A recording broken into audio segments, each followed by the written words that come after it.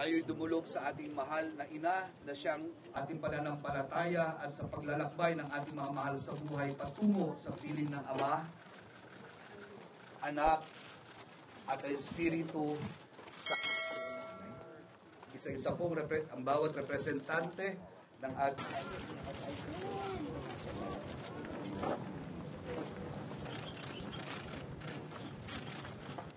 mga mahal sa buhay. Paalalanan natin ang ating mga sarili na si Kristo at siyang gagabay sa kanila.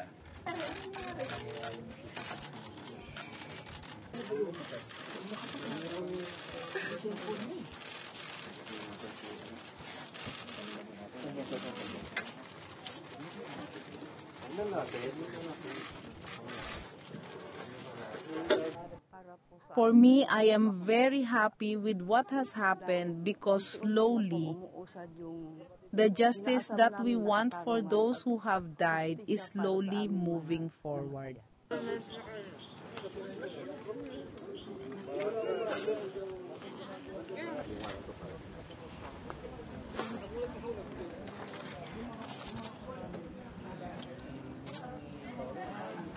I just want to let him know that he should just admit all that he has done.